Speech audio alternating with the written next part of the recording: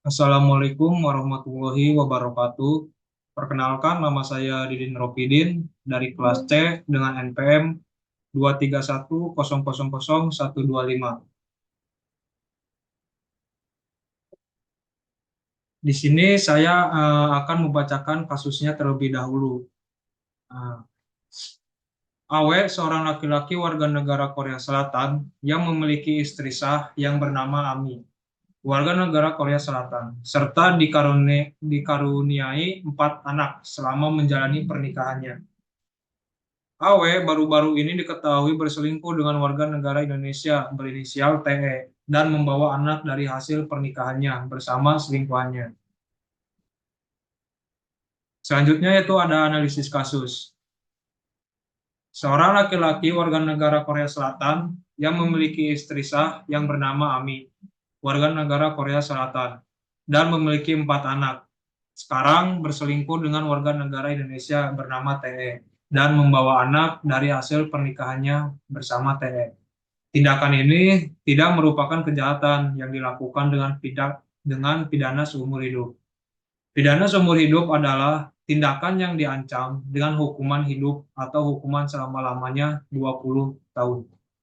Ketentuan ini terdapat dalam pasal 12 KUHP yang menjelaskan bahwa pidana penjara seumur hidup hanya diatur dalam suatu ketentuan, yaitu dalam ayat 1.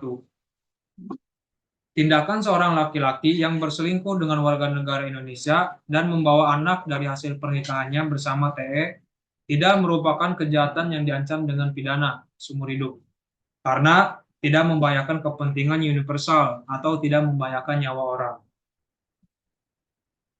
Selanjutnya ada analisis jenis tindak pidana material.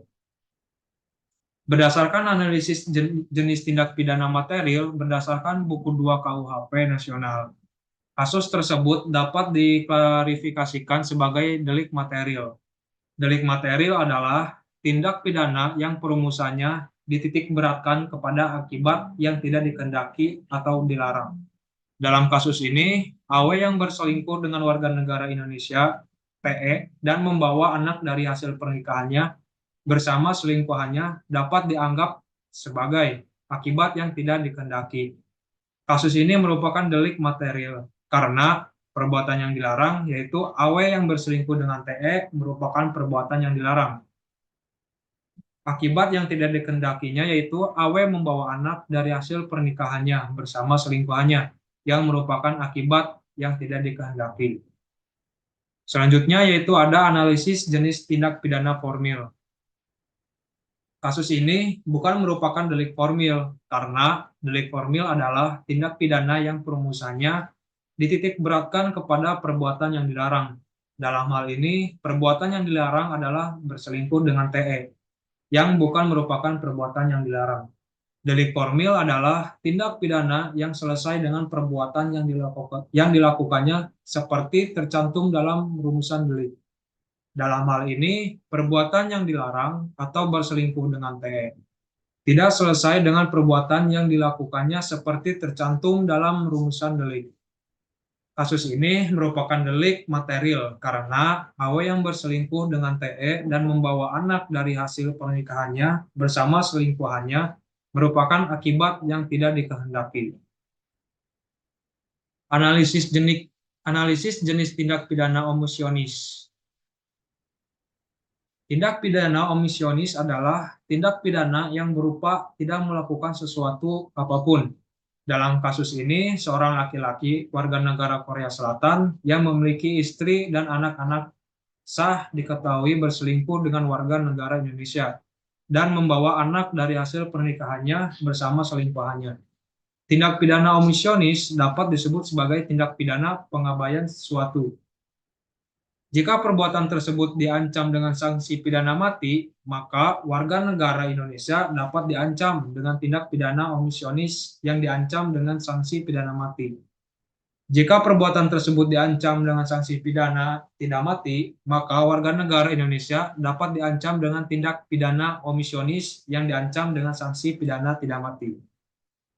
Perlu disebutkan bahwa tindak pidana omisionis tidak hanya terjadi ketika seorang tidak melakukan sesuatu, Tetapi juga ketika orang tidak melakukan sesuatu yang wajib dilakukan. Misalnya, jika seorang warga negara Korea Selatan harus membantu orang lain, tetapi jika tidak melakukannya, maka ia dapat diancam dengan tindak pidana omisionis.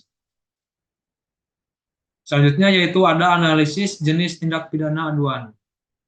Dalam cakupan hukum pidana, delik aduan merupakan jenis tindak pidana yang memerlukan laporan atau aduan dari pihak yang merasa dirugikan atau pihak yang berwenang agar meminta bantuan terhadap pelaku dapat dilakukan. Dalam hal ini, seorang laki-laki warga negara Korea Selatan yang dikaruniai 4 anak selama menjalani pernikahannya yang diketahui berselingkuh dengan warga negara Indonesia berinisial TE dan membawa anak dari hasil pernikahannya bersama selingkuhannya.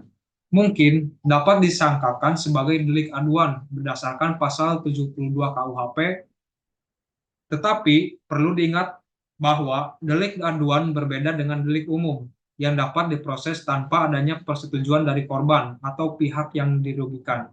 Dalam kasus lain, korban tindak pidana dapat mencabut laporan apabila telah terjadi suatu perdamaian antara korban dan pelaku. Selanjutnya yaitu ada analisis jenis tindak pidana biasa.